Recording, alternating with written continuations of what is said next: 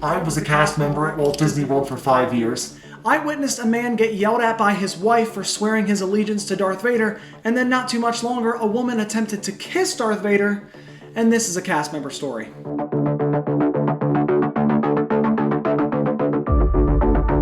I am sure you have heard tons of stories when it comes to Disney characters and entertainment. Probably most of the weird ones are going to be with the Disney princesses or maybe Mickey and Minnie, but a lot of things happen with the Star Wars characters as well. Now, the Star Wars characters are famous at both Disney World, Disneyland, and of course all the Disney parks around the world. A lot of them are very exciting. You've seen probably the personal interactions between the Stormtroopers, which are really, really funny. A lot happens in Galaxy's Edge between them and Kylo Ren. But, in case you didn't know, you can meet Darth Vader at Disney's Hollywood Studios inside of Launch Bay. You can meet him, you can meet BB-8, and you can meet Chewbacca. Well, I was able to witness a lot of interactions with Darth Vader and these guests, and some of them are just weird. A lot of people can get weird. Not all of them. There have been some great, fantastic memories with people, but there's also been some people that are just a little odd. Well, this first one I wouldn't say is odd. I would actually say is pretty cool, but the situation leading up to the cool moment was pretty odd.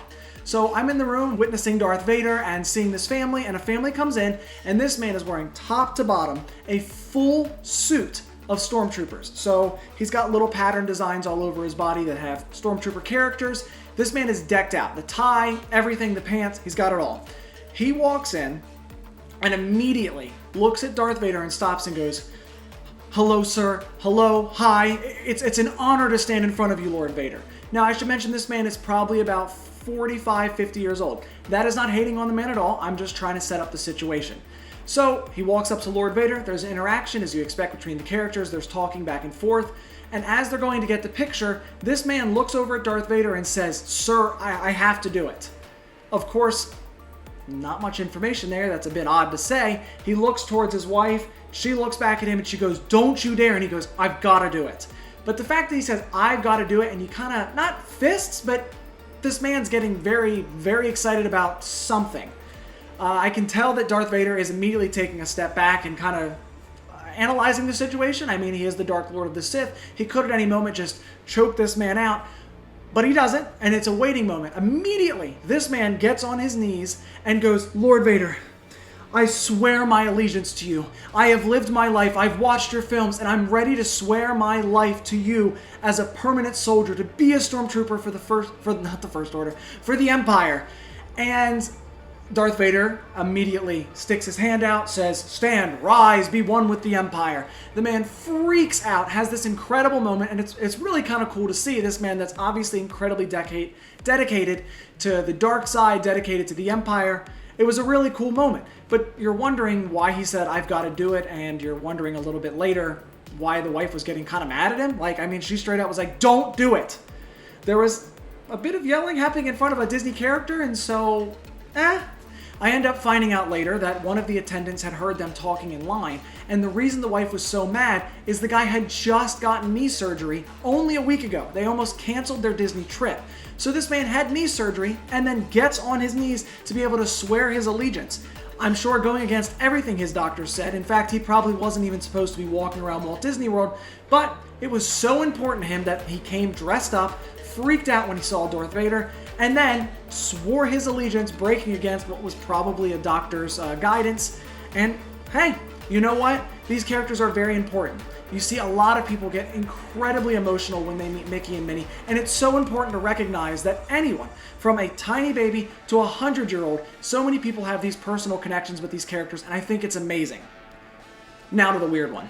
I also witnessed one time a bunch of women coming in to see Lord Vader. Now, anyone can be a Star Wars fan. Again, this isn't a hate, but there are certain people that come in and you immediately go, you just want to meet Anakin Skywalker. You would like to meet Hayden Christensen, and this is the closest you're going to get without going to Comic-Con, so you're going to get very sexual very fast. This was unfortunately normal. It happens to a lot of the characters. I know you've probably heard about it happening with the princesses. Surprisingly, with Mickey and Minnie, pretty often too. But Darth Vader, this man is 6'5". He's wearing all black. He's incredibly mysterious. And this woman decided to say, "Let me come over and kiss you, my leather daddy." Yes, Leather Daddy. And unfortunately, that is not the first time that I heard Darth Vader being referred to as Leather Daddy. He was called Daddy quite a lot. He was called a bunch of names, but that one was pretty common, as well as people asking for him to choke him. Now, there are Star Wars fans that just want the iconic shot. Disney doesn't really allow that, of course, that is invoking violence. But there's a lot of people who don't mean that kind of choking, and you know what I mean.